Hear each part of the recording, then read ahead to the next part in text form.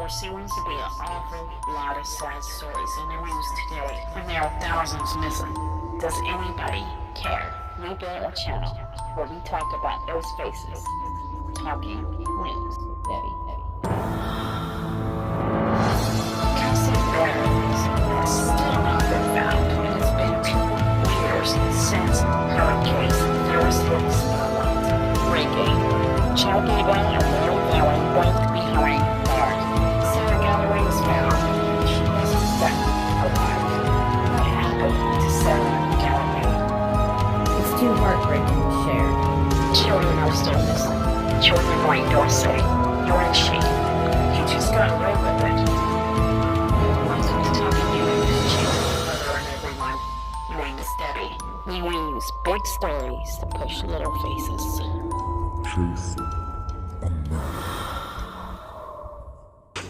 Hello everyone, welcome to Chasing a Murder, Talking News. Today we are going to continue with Life Beyond the Grave. I've got to get that series finished. Hope everyone is having a great day and a great new week. Before we get started, take a moment to subscribe. Also, after watching the video, if you can, please share it. So let's go ahead and get started with Life Beyond the Grave, Part 41. Chad Daybell's book company is starting back up pretty well. In fact, he's going out and he's recruiting more and more authors.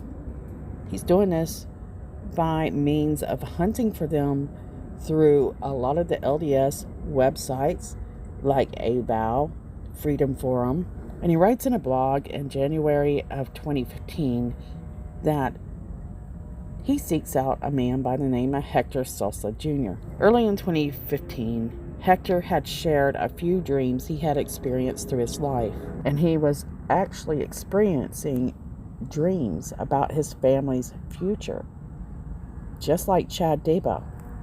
Chad Daybell writes, I read them with interest, and it reminded me of the dreams Jorge had shared with Elder Hepworth and me. And that was nearly 30 years earlier. One Friday night in January, I was talking to my family at home in Springfield when a spirit said, quote, go knock on Hector Sosa's door right now. He needs to write a book, end quote. Chad says, I hate receiving those kinds of messages. I know how writing a book can change a person's life completely for the good and bad. I had never met Hector or even sent him an email message, but I went to the computer and found his address. So he's very savvy with a computer, as you can see. I was happy to see he also lived in Springville. At least the spirit knew it would be a short trip. I was expecting him to live in Provo or even further. I grabbed my jacket and told my wife, Tammy, quote, I need to go tell someone they need to write a book, end quote. She is fortunately accustomed to this kind of thing. She said, okay, I'll see you when you get back. It was dark by the time I got to Hector's home. I rang the doorbell, and Hector opened the door a bit tentatively. I said, quote, hi, I'm Chad Daybell. I publish Julie Rose books. You've heard of her, right?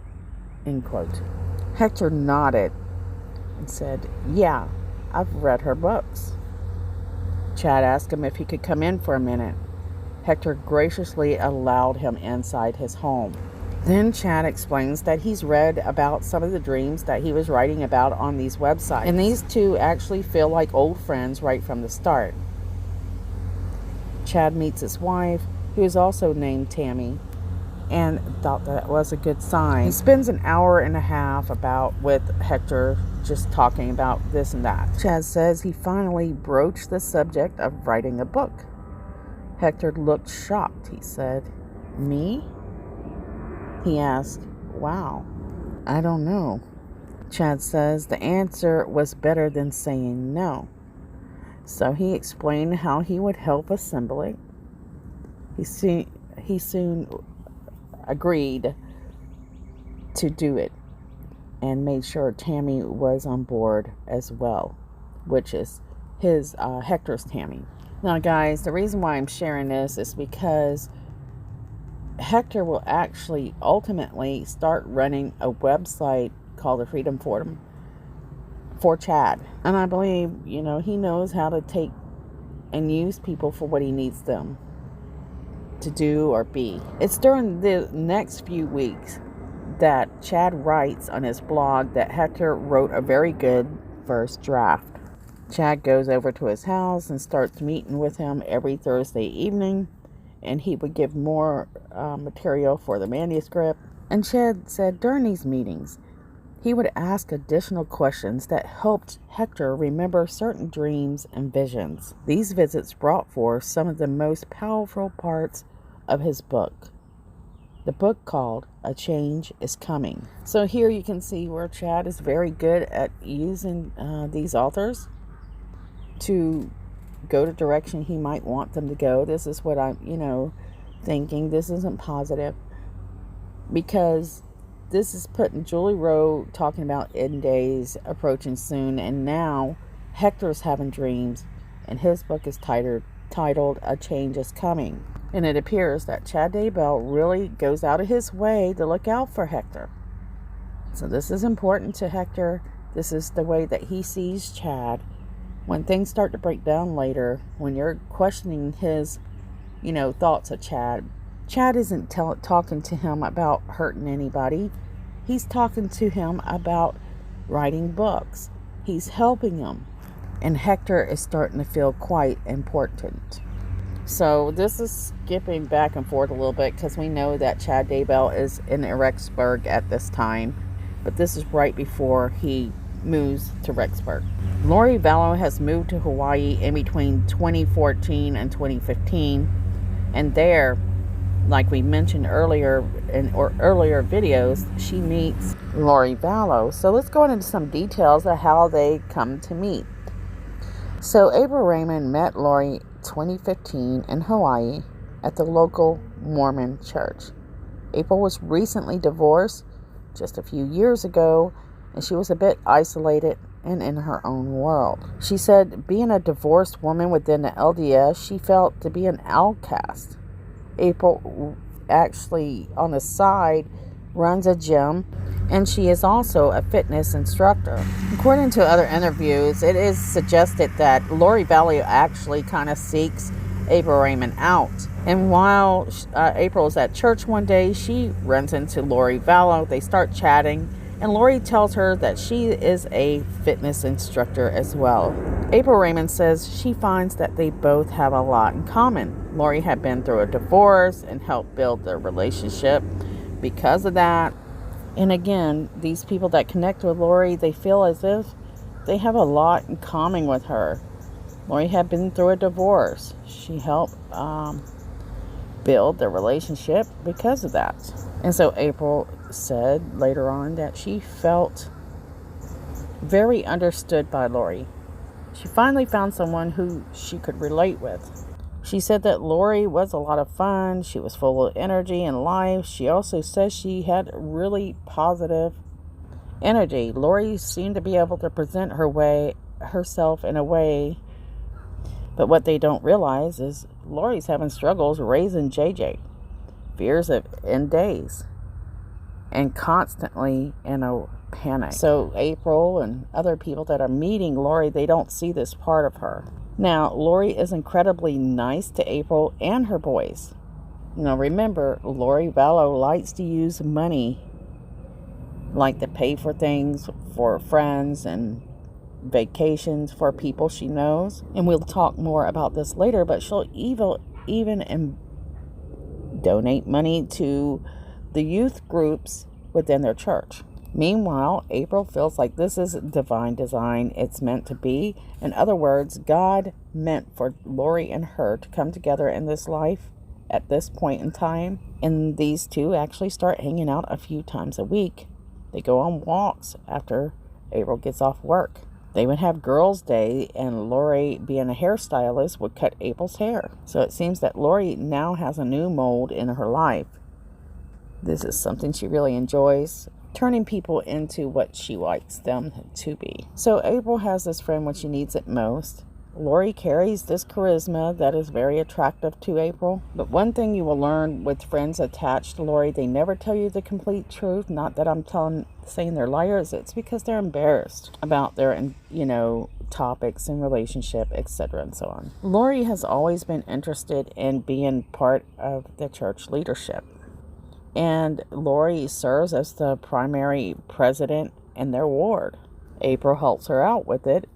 And they plan activities once a week for the kids, as well as activities on Sundays. The purpose of this organization, or the primary, is a home-centered, church-supported organization. It's for children ages 18 months to 11 years. And at home, parents teach children the gospel. At church, the primary leaders and teachers support parents through lessons, music, and activities. And Lori puts quite a bit of money into this group. Sometimes Lori tells people that, she has millions, or Charles does. Now remember, Lori Vallow is married to Charles Vallow. He's gone many times because he travels with his work. He makes very good money, especially for this time. And Lori has her teenage daughter from a former marriage and now has an adopted son by the name of JJ. JJ is the grandson of Charles' sister, Kay Woodcock. JJ has autism, and Lori seems to be the ideal mother for him, says April Raymond. And this is why she says this. This is around 2014 and 2015 that April Raymond is mentioning the fact that JJ is very difficult to take care of. So either Lori is stressing her concerns about taking care of JJ, or April is able to witness it. April Raymond says JJ, though being difficult to take care of, she really admired how patient Lori was with him and how much care she took of JJ.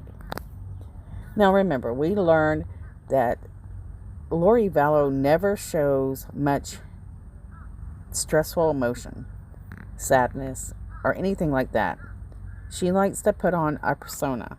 She likes to wear a mask that everything is perfect. So I have this feeling inside, Lori Vallow is just a horrible mess, very stressed, but on the outside, she's able to maintain a demeanor that is patient, calm, and doesn't have any issues taking care of JJ.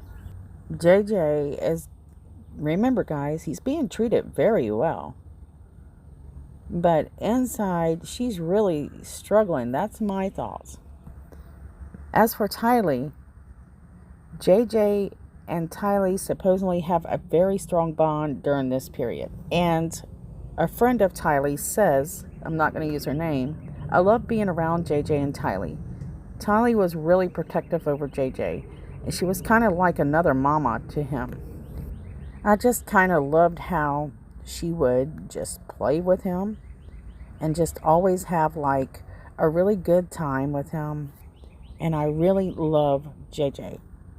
He's the sweetest soul I've ever met. So it's about a year after the couple had moved to Hawaii with both of the children, Tylee and JJ, Lori becomes obsessed with a man's book by the name of Chad Daybell.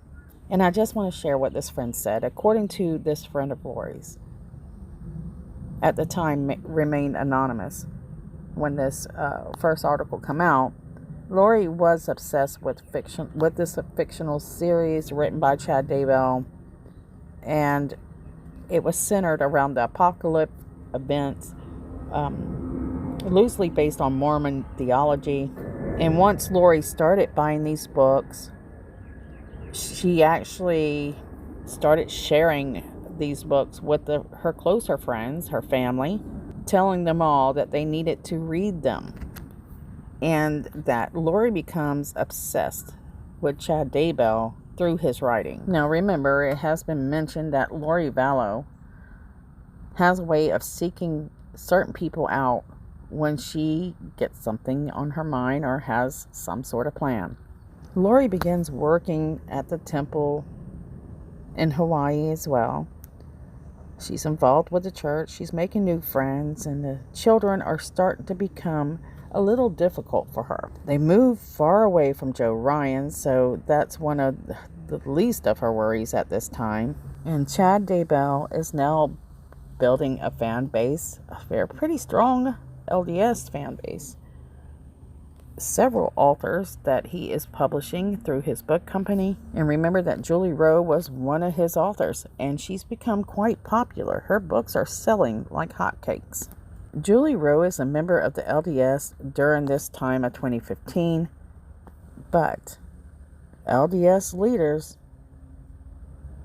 well, they're starting to get complaints about Julie Rowe and her teachings. Many of the LDS followers who have read her books and have followed her are concerned about her new outlook of what the church stands for.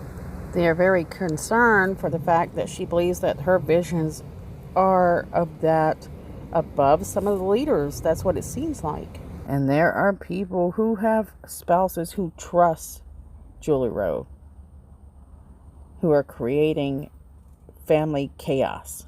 And what I mean by that is there's married couples where one of them are very interested in paying the money and following what Julie Rowe is teaching. And the other one is like, I think she's full of crap. I don't think this is a good idea.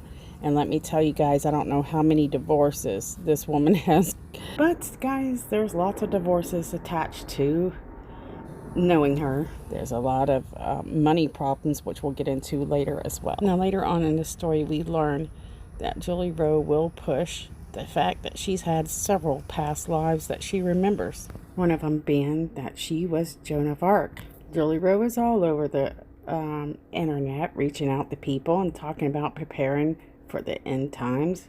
Chad Daybell, Hector Sosa, Eric Smith, and Julie Rowe are quite close people, and a lot of them will be her left-hand men.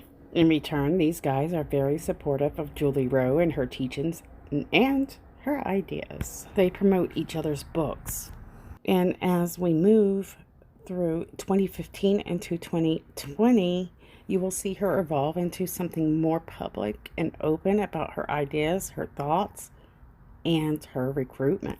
One witness says that they've heard her talk badly about the church behind their backs, but this is something I've not heard. The church will learn that Julie Vallow is for self-motivation, self-evolution, self-promotion, and self-made prophecies.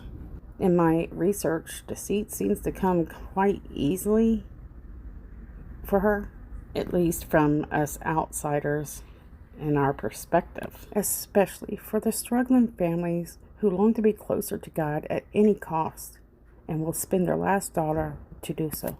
And I want to mention it just in case, guys. The LDS leaders are starting to realize that she does have quite a following.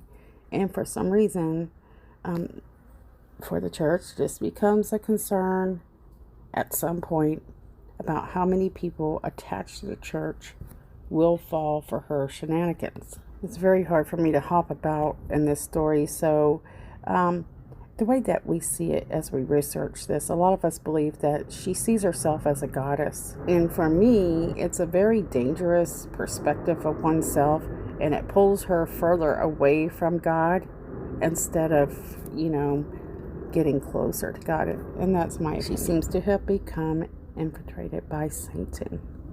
And many of her podcasts in the future, which is just a few years from now, will speak about him as if he is, he has a target, and he is kind of targeting her specifically. And what I gathered from this was she got an excitement thinking that something so powerful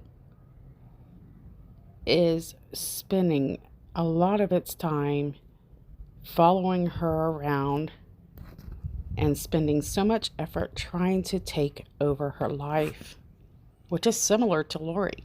All these warnings of the devil and demons that she will speak of through her podcast in 2017 will mirror Lori's exact same worries, lust, fame, and they will also both kind of start going over the church leaders' heads, using lies. Deceit is strong with those like her, sorry guys, who build new groups of their own, and we refer to them as cults or occults. And when you learn what a demon or Satan is, it almost seems as if these two women are in disguise as just regular women, pointing at everyone else, blaming them to be the evil ones, when in fact it's them who is leading the people away from the LDS doctrine. This means that they have a very rapid growing group that she is leading away from the main doctrine. And Lori Vallow will be one of Julie Rowe's biggest fans until a very short period. And we'll go over that later.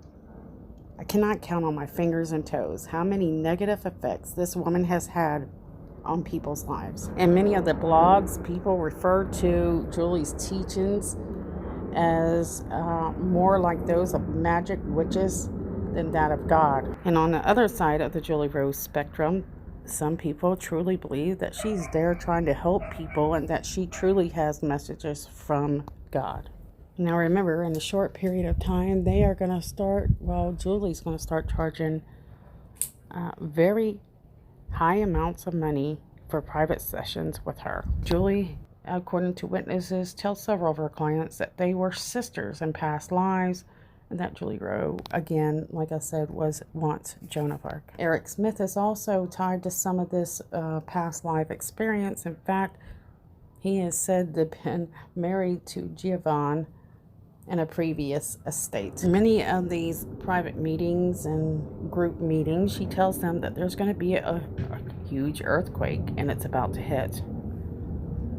She also tells people that we need to prepare to move to a tent city. And here's where things really are hard to pin down who started what, where, and when.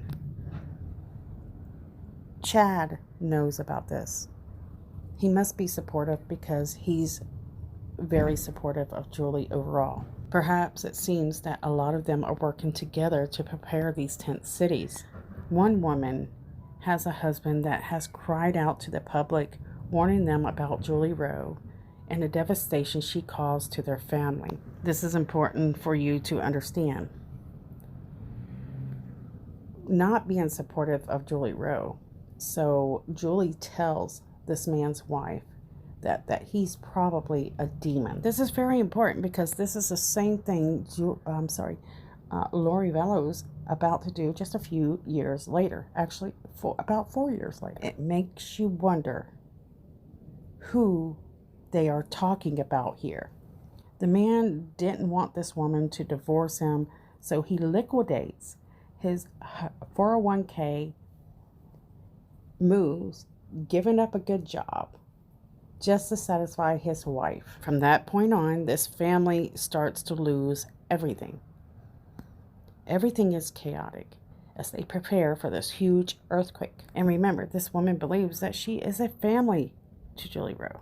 And Julie Rowe has powerful control over many people by exploiting past lives she claims that they have had. Something else very familiar is his wife believes that Julie Rowe is a warrior goddess. This is very familiar to what Lori Vallow will claim to be later. So as we keep trying to put all the blame on Chad Daybell, the further back you look into the past and the more witnesses she talked to, it seems to me, my opinion is, Lori Vallow was already creating this new goddess persona, warrior. And this is all the thing about people being demons is being mentioned way before we know about Charles Tiley and JJ becoming a demon. I just shared several witness accounts that say, and this isn't positive, but this is something they're sharing and I wanted to share with you. Their perspective and their experience with this woman by the name of Julie Rowe. Julie believes that her intentions are to help people, but she's had several non-profit organizations fact, and we'll go over that later too. At first, it started off as a sex trafficking nonprofit where she was going to have all these houses that these girls could go to, that she supposedly was going to help. No proof that ever existed, the true help. Now, there was a nonprofit for it.